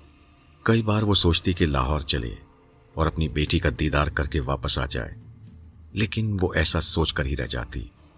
उसे अपना वादा याद आ जाता। इस राज को राज ही रहना चाहिए था।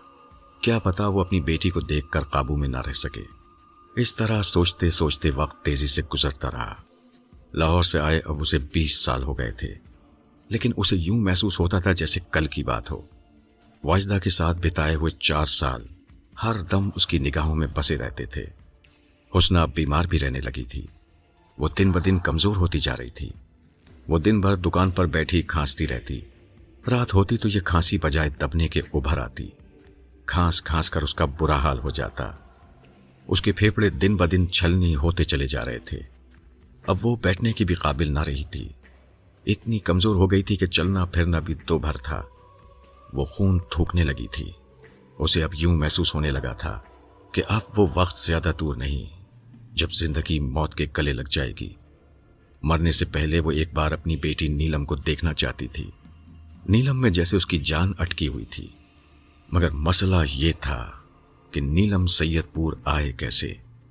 حسنہ میں اب اتنی جان نہ تھی کہ وہ اتنا لمبا سفر طے کر کے لاہور پہنچتی۔ وہ تو بس اب آخری سفر کی تیاریوں میں تھی۔ حسنہ نے اپنے پڑوس کے ایک لڑکے سے خط لکھوایا۔ دلدار بٹ ان دنوں سید پور آیا ہوا تھا۔ سید پور میں اس کی کافی زمینیں تھیں۔ اس کی دیکھ بھال اس کے چھوٹے بھائی عاشق کے ذمے تھی۔ وہ خود بھی گاہے بگاہے گاؤں آتا رہتا تھا۔ دلدار بٹ فیاض حسین کا پڑوسی تھا۔ وہ کل لاہور واپس جانے والا تھا۔ حسنہ کو اس کی واپسی کا علم تھا۔ اس نے اس لڑکے کے ہاتھ وہ خط اسے بھجوا دیا کہ بحفاظت اور یقینی طور پر واجدہ کو مل جائے گا۔ دلدار بٹ نے اس بند لفافے کو حیرت سے دیکھا جس پر فیاض حسین کا نام لکھا ہوا تھا۔ اس وقت وہ خط یہ کہہ کر اس نے اپنے بیگ میں ڈال لیا کہ ٹھیک ہے، وہ اس خط کو فیاض کو دے دے گا۔ لیکن بعد میں اس کا تجسس جاگا۔ اس کی سمجھ میں نہ آیا کہ سید پور کی ٹی بی کے مرض میں مبتلا ایک بیوہ کا لاہور کے بڑے فلم تقسیم کار سے کیا تعلق ہو سکتا ہے۔ اس نے راستے میں بیگ سے وہ بند لفافہ نکال لیا، اس کا اچھی طرح جائزہ لیا۔ لفافہ آٹے سے چپکایا گیا تھا۔ اسے کھولنا کوئی مشکل کام نہ تھا۔ دلدار بٹ نے ذرا سے اشارے سے وہ لفافہ کھول کر خط پڑھا۔ اس پر حیرتوں کے پہاڑ ٹوٹ پڑے۔ جو بات اب تک کسی کو معلوم نہ تھی، اس راز سے دلدار بٹ واقف ہو گیا تھا۔ اسے معلوم ہو گیا تھا کہ نیلم فیاض کی بیٹی نہیں ہے، بلکہ سید پور کی ایک بیٹی ہے جس نے بڑے جذباتی انداز میں نیلم کو دیکھنے کی گزارش کی تھی۔ اس خط کو پڑھ کر دلدار کے ہونٹوں پر طنز بھری مسکراہٹ پھیل گئی۔ دلدار بٹ اچھے اتوار کا آدمی نہ تھا، وہ ایک برا پڑوسی تھا۔ چھوٹی چھوٹی باتوں پر گلی کے لوگوں سے جھگڑے مول لینے کا عادی تھا۔ اس نے فیاض حسین سے کئی بار الجھنے کی کوشش بھی کی تھی۔ فیاض حسین اس کی کمینی فطرت سے واقف تھا، اس لیے ہر بار اسے معاف کر دیا کرتا تھا۔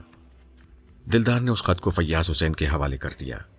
اس نے اپنی زبان سے یہ نہ کہا کہ وہ حقیقت سے واقف ہو گیا ہے، لیکن اپنے رویے اور طنز بھری مسکراہٹ سے اس نے بہت کچھ ظاہر کر دیا تھا۔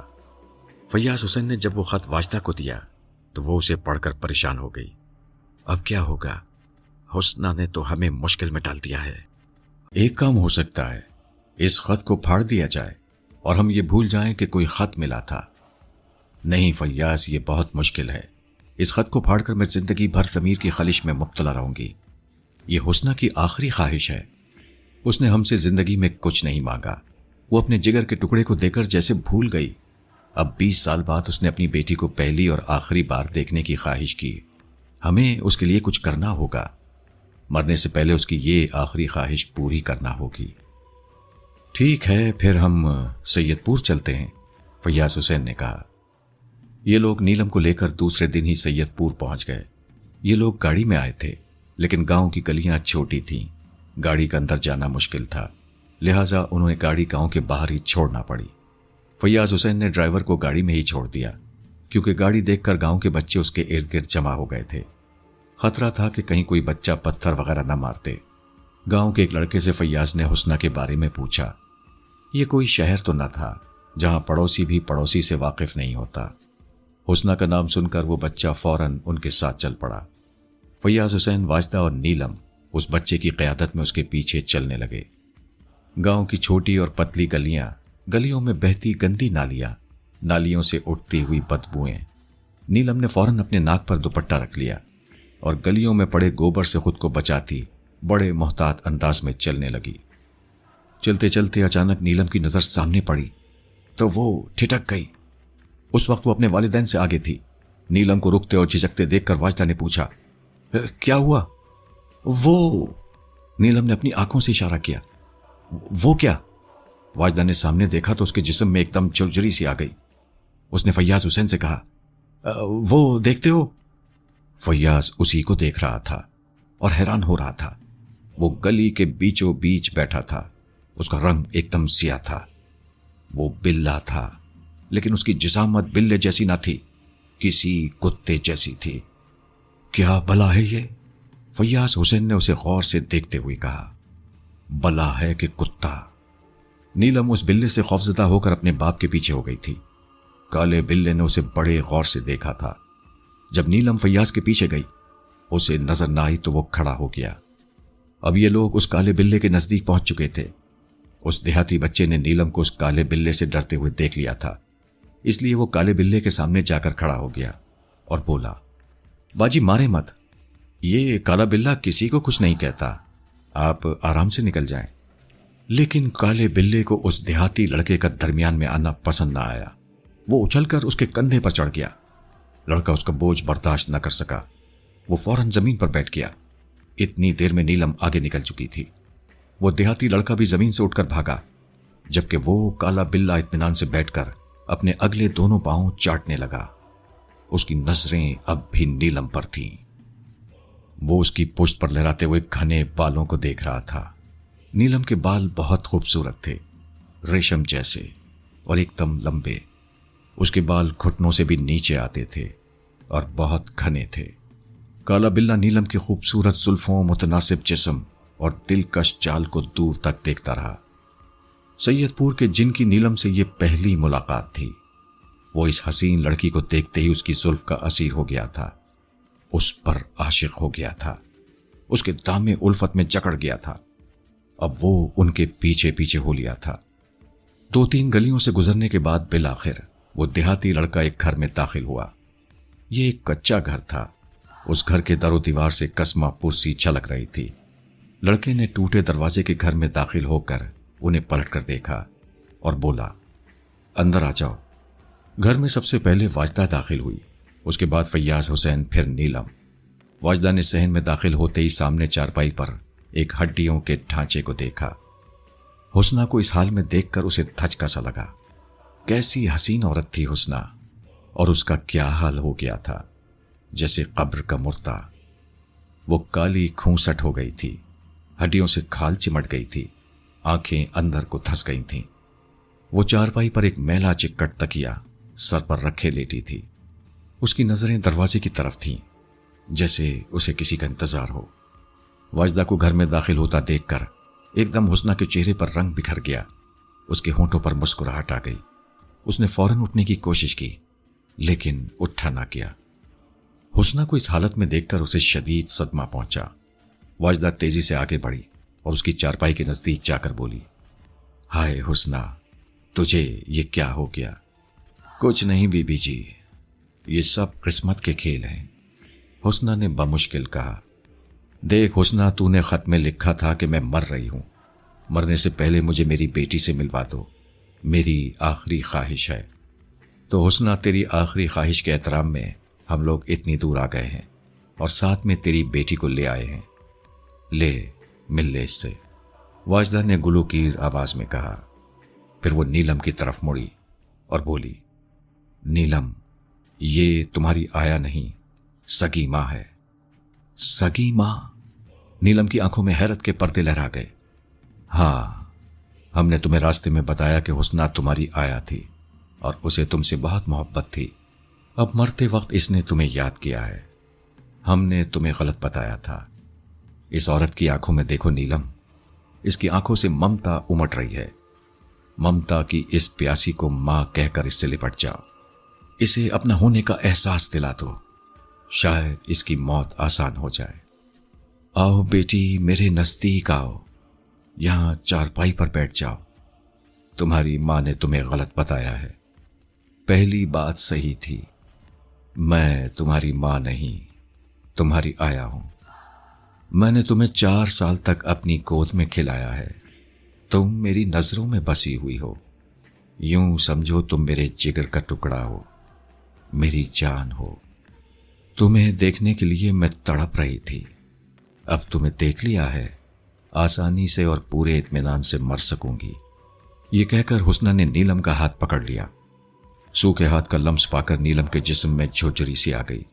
हुस्ना ने नीलम का गोरा और नर्म मुलायम हाथ खींचकर अपने होंठों पर रख लिया। उसे धीरे से प्यार कर लिया। नीलम ने अपना हाथ खींच लिया। फिर एकदम से हुस्ना के जिस्म में जलजला सा आ गया। उसकी आंखों में बेख्तियार आंसू भर आए। वो हिचकियों से रोने लगी। तब वाजदा ने नीलम को चारपाई से उठा दिया और उसके नजदीक बैठ गई। बड़े प्यार से उसका हाथ अपने हाथ में ले लिया और बोली, हुस्ना रोती क्यों है?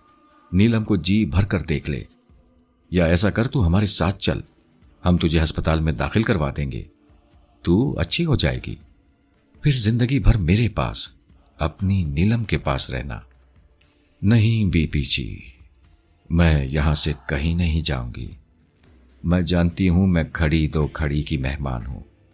आपने मुझे हमेशा मोहब्बत दी है।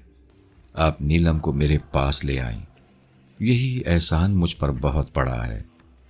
मेरी आंखें सैराब हो गईं, मेरी बेचैन रूह को करार आ गया है। हुस्ना अपने आंसू पोंछते हुए बोली। नीलम की अजीब हालत थी। उसकी समझ में कुछ नहीं आ रहा था कि हकीकत क्या है। हुस्ना उसकी सगी मां है या महज आया है।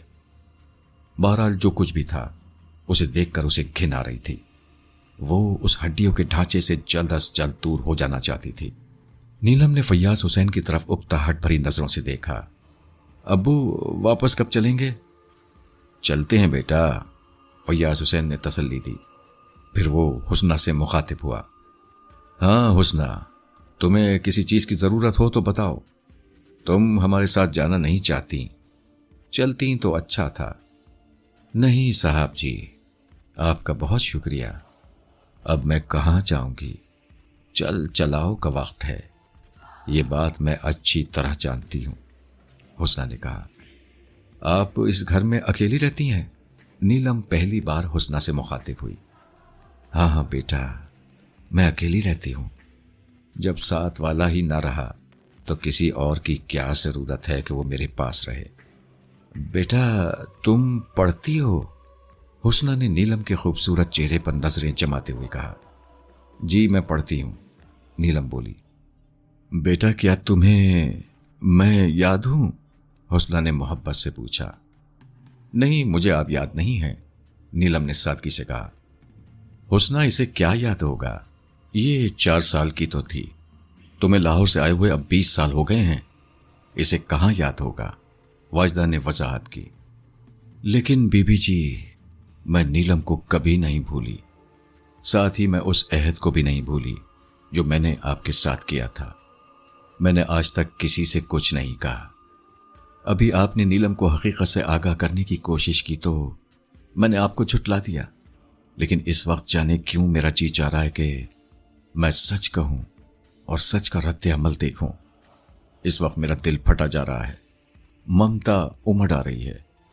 मेरा बेख्तियार जी चाह रहा है कि नीलम मुझे एक मर्तबा मेरी अम्मी कहकर पुकारे। हुस्ना ने अपने बाजू फैलाकर कहा। नीलम अपनी मां की ख्वाहिश पूरी करो, वाजदा ने नीलम की तरफ देखते हुए हुक्म दिया। अम्मी ये क्या तमाशा है? नीलम पर झुंझलाहट तारी हो गई। बेटी हुस्ना तुम्हारी सगी मां है, इसे मां कहो, इसके गले लग जाओ, फैयाज हुसैन ने नीलम को दोबारा चारपाई पर बिठाते हुए कहा। नीलम ने अपनी जान छुड़ाने के लिए जल्दी से हुस्ना को मेरी अम्मी कहा और मुंह बनाती हुई उसके गले लगी और फिर फौरन ही खड़ी हो गई। बस अब्बू, बस बेटी, फैयाज हुसैन के बजाय हुस्ना ने जवाब दिया। अल्लाह तुझे खुश रखे। लेकिन नीलम की खुशी के दिन अब पूरे हो चुके थे और ये बात हुस्ना को मालूम थी ना वाजदा को।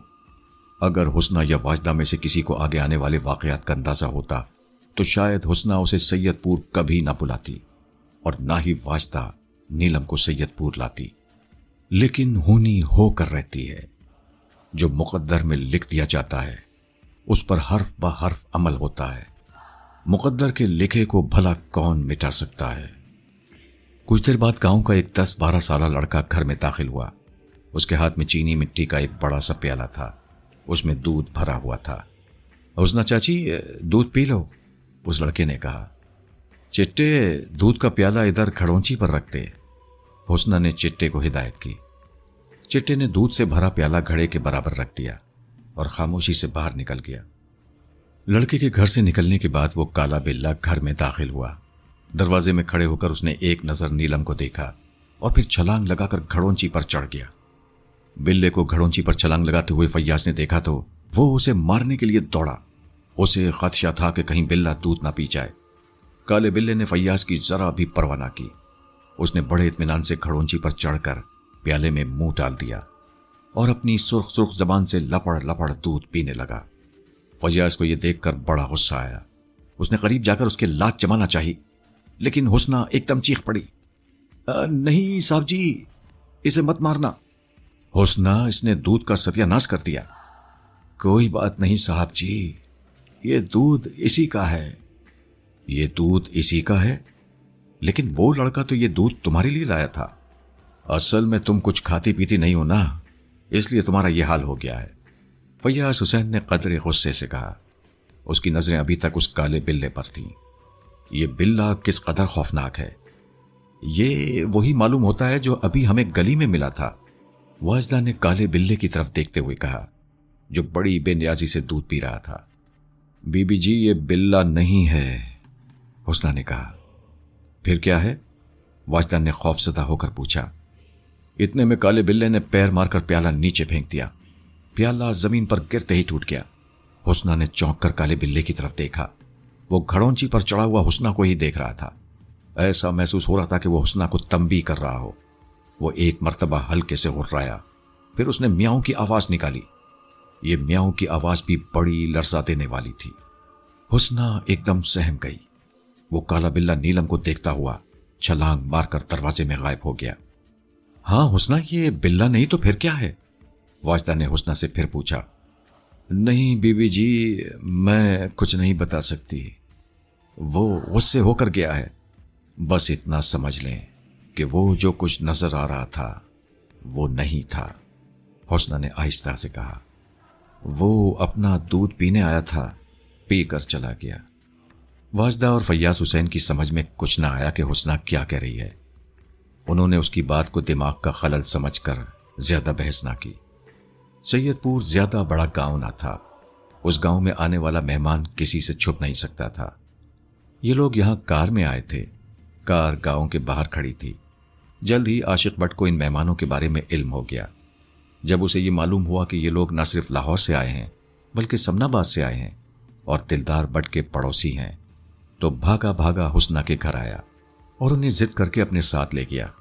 दोपहर का खाना उसने उन्हें जबरदस्ती अपने साथ खिलाया। अभी ये लोग खाना खा ही रहे थे कि उन्हें हुस्ना की मौत की इत्तला मिली। वाजदा और फैयाज को इस इत्तला पर कोई हैरत ना हुई। हैरत तो उन्हें इस बात पर थी कि हुस्ना इस हालत में अब तक जिंदा कैसे थी।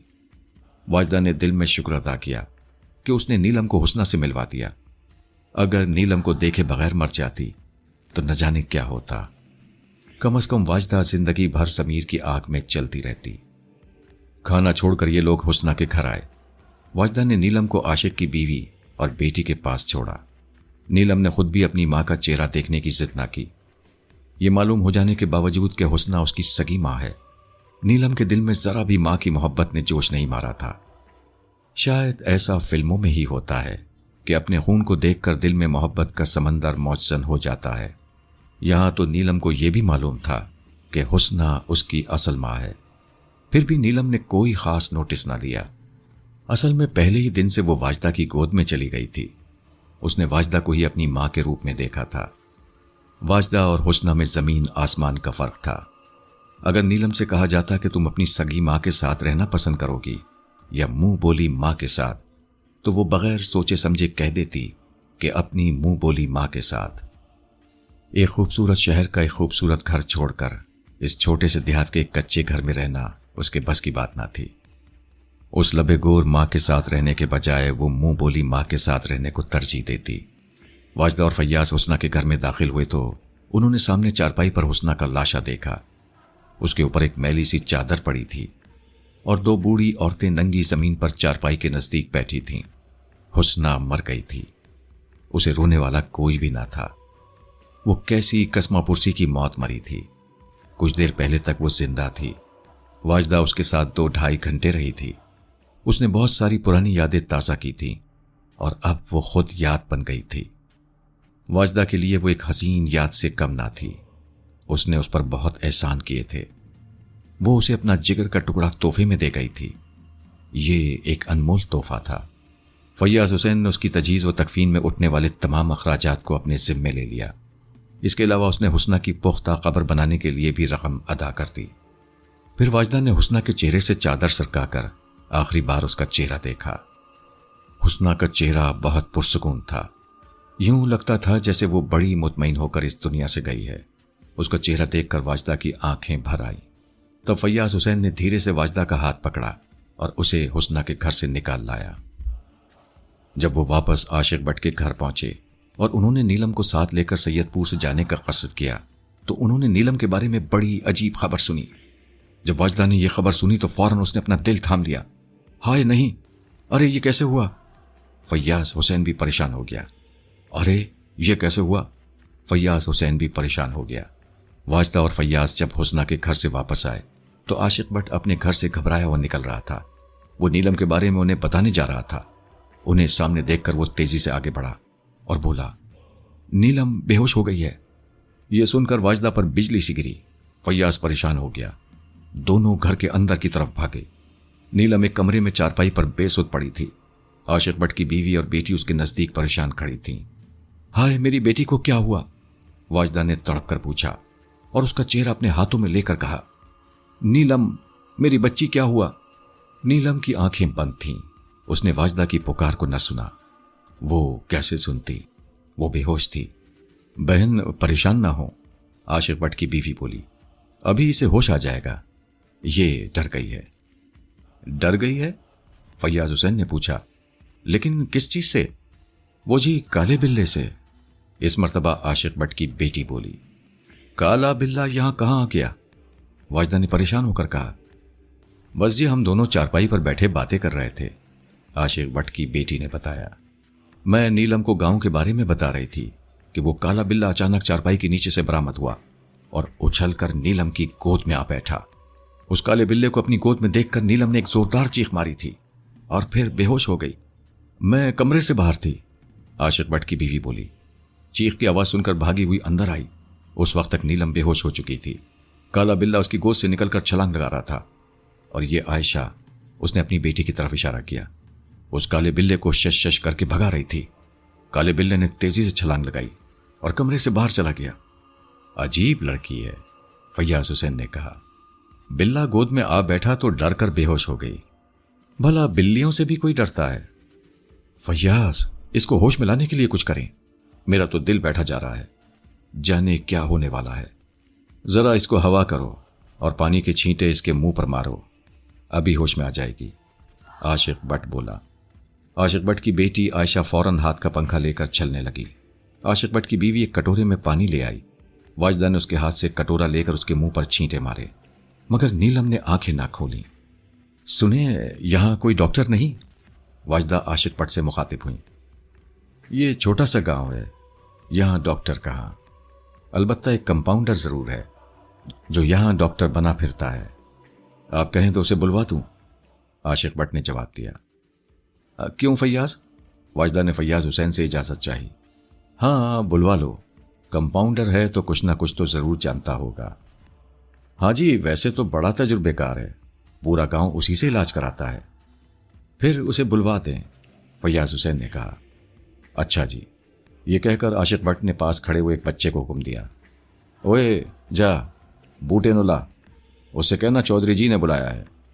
یہ سن کر بچہ فوراً کمرے سے تیر کی طرح نکل گیا۔ ذرا اس کے تلوے سے لاؤ، فیاض حسین نے واجدہ سے کہا۔ واجدہ یہ سن کر نیلم کے سراہنے سے اٹھنے لگی۔ عائشہ نے اسے روک دیا۔ خالہ آپ وہیں بیٹھیں، میں سلائی دیتی ہوں۔ پھر وہ اس کے قدموں میں بیٹھ گئی اور آہستہ آہستہ اپنے ہاتھ سے اس کے تلوے رگڑنے لگی۔ واجدہ نیلم کے بالوں میں انگلیاں پھیر رہی تھی، پھر اس کی بھوؤں کو آہستہ آہستہ اپنی انگلیوں سے دبانے لگی۔ عاشق بٹ کی بیوی گاہے بگاہے اس کے چہرے پر چھینٹے مار رہی تھی۔ فیاض حسین اور عاشق بٹ خاموش کھڑے تھے، کوئی ترکیب کارگر نہیں ہو رہی تھی۔ نیلم ابھی تک بے ہوش تھی۔ فیاض حسین بار بار اپنی گھڑی دیکھ رہا تھا۔ اس بچے کو گئے ہوئے کافی دیر ہو چکی تھی، لیکن ڈاکٹر بوٹا ابھی تک نہیں آیا تھا۔ کیا ڈاکٹر کا گھر دور ہے؟ فیاض نے پوچھا۔ نہیں جی، قریب ہی ہے، پتہ نہیں وہ ابھی تک کیوں نہیں آیا، میں جا کر دیکھتا ہوں۔ چلیں آپ کے ساتھ میں بھی چلتا ہوں، آ جائیں، عاشق بٹ نے کہا۔ پھر وہ دونوں کمرے سے نکل گئے۔ ان دونوں کے کمرے سے نکلتے ہی اس نے اپنی دم زور سے کچی زمین پر ماری اور پھر اٹھ کر کھڑا ہو گیا۔ وہ ایک کرسی کے نیچے بیٹھا تھا۔ اس کے کھڑے ہونے سے کرسی الٹ گئی۔ کرسی کے گرنے کی آواز سے سب چونک پڑے۔ پھر اس کرسی کے نیچے سے کالے بلے کو برآمد ہوتا دیکھ کر سب کو سانپ سونگھ گیا۔ کالے بلے نے چارپائی پر بے ہوش پڑی نیلم کو اپنی سرخ سرخ آنکھوں سے دیکھا، میاؤں کی ڈراؤنی آواز نکالی اور وہیں سے چھلانگ لگائی۔ یہ چھلانگ اس نے چارپائی پر لگائی تھی۔ واجدہ فوراً اٹھ کر بھاگی۔ عائشہ اور عاشق بٹ کی بیوی بھی ہائے اللہ اوئی اللہ کرتی ہوئی کمرے سے بھاگی۔ واجدہ کالے بلے کو چارپائی پر چھلانگ لگاتا دیکھ کر تھرا کر اٹھ تو گئیں، دروازے کی طرف بھاگی بھی، لیکن پھر اسے اپنی بیٹی کا خیال آیا۔ وہ اسے اکیلا چھوڑ کر کیسے جا سکتی تھی؟ اس نے ہمت کی اور دروازے پر رک گئی، جبکہ عائشہ اور عاشق بٹ کی بیوی کمرے سے کب کی نکل چکی تھی۔ واجدہ نے پلٹ کر دیکھا۔ اس نے جو دیکھا وہ اسے لرزا دینے کے لیے کافی تھا۔ وہ کالا بلہ اپنی سرخ اور لمبی زبان سے نیلم کا ہاتھ چاٹ رہا تھا۔ واجدہ نے اپنے منہ سے طرح طرح کی آوازیں نکالی کہ وہ ڈر کر بھاگ جائے، مگر وہ ٹس سے مس نہ ہوا۔ تب واجدہ نے کوئی چیز تلاش کرنے کے لیے ادھر ادھر دیکھا، مگر اسے کوئی ایسی چیز نظر نہ آئی جسے وہ پھینک کر مار سکتی۔ پھر اسے اپنے سینڈل کا خیال آیا۔ اس نے فوراً اپنے پاؤں سے سینڈل اتار لیا اور کھینچ کر کالے بلے کو مارا۔ سینڈل کالے بلے کی پیٹھ پر لگا۔ سینڈل کھا کر وہ غصے سے غرا کر پلٹا اور اس نے واجدہ پر جس لگانے کے لیے اپنی دونوں ٹانگیں جھکائیں۔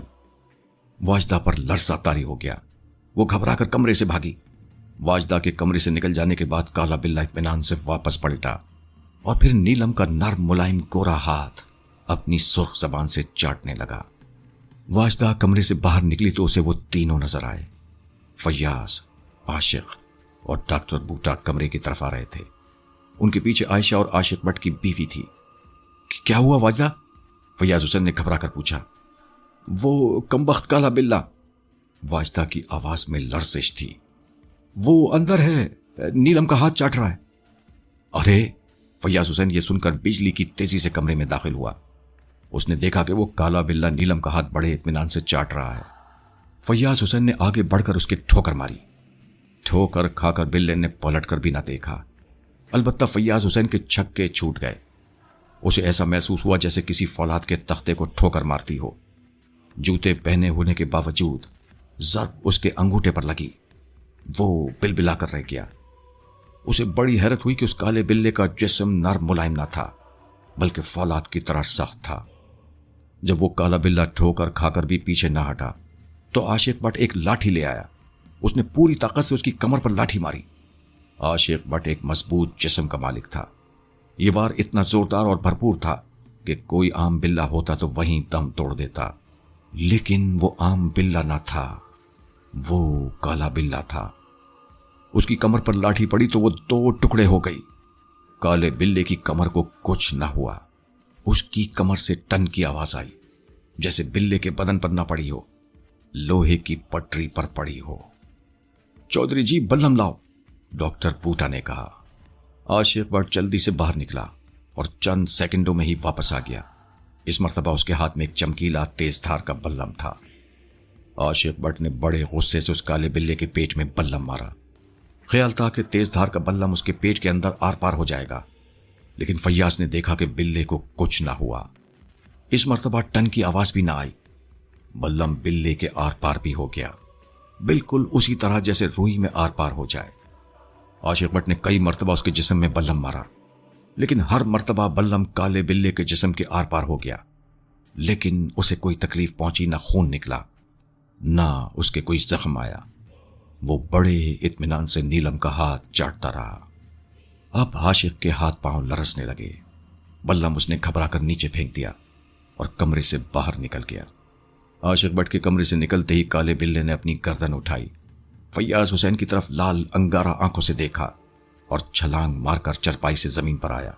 پھر تیزی سے فیاض حسین کی ٹانگوں سے ٹکراتا ہوا کمرے سے نکل گیا۔ فیاض حسین نے محسوس کیا جیسے کوئی سخت چیز اس کی ٹانگوں کو رگڑتی ہوئی گزر گئی ہو۔ فیاض کالے بلے کے جانے کے بعد تیزی سے نیلم کی طرف بڑھا۔ اس نے دیکھا کہ نیلم کی ہتھیلی ایک دم سرخ ہو رہی تھی، یوں لگتا تھا جیسے اب خون چھلک آئے گا۔ پھر اچانک نیلم نے کرا کر آنکھیں کھول دی اور بے قراری سے گردن گھما کر ادھر ادھر دیکھا۔ ہاں بیٹا، میں ادھر ہوں، تمہارے پاس۔ فیاض حسین نے چارپائی کی پٹی پر بیٹھتے ہوئے کہا۔ ابو۔ نیلم جلدی سے اٹھ کر فیاض حسین سے لپٹ گئی اور گھبرا کر بولی، یہاں سے جلدی چلیں۔ ہاں بیٹے، فوراً چلتے ہیں، ہم تمہارے ہوش میں آنے کا انتظار کر رہے تھے۔ فیاض حسین نے اس کے خوبصورت بالوں میں ہاتھ پھیرتے ہوئے کہا۔ انہوں نے محسوس کیا کہ نیلم کا جسم لرز رہا تھا۔ انہوں نے اسے اپنے نزدیک کر لیا اور تسلی دیتے ہوئے بولے، بیٹا ڈرو مت، میں تمہارے پاس ہوں، اور ہاں، ان سے ملو، یہ اس گاؤں کے ڈاکٹر ہیں، ڈاکٹر بوٹا۔ بیٹی، آپ بے ہوش کیسے ہو گئی تھی؟ ڈاکٹر بوٹا نے اپنے دانتوں کی نمائش کرتے ہوئے کہا۔ ابو، وہ بلا کہاں ہے؟ نیلم نے ڈاکٹر کی بات پر کوئی توجہ نہ دی۔ وہ چلا گیا۔ فیاض حسین نے دروازے کی طرف دیکھا، ان کی آواز میں خوف تھا۔ تب اچانک نیلم کی نظر ہتھیلی پر پڑی، وہ ایک دم سرخ ہو رہی تھی، ساتھ ہی جلن بھی ہو رہی تھی۔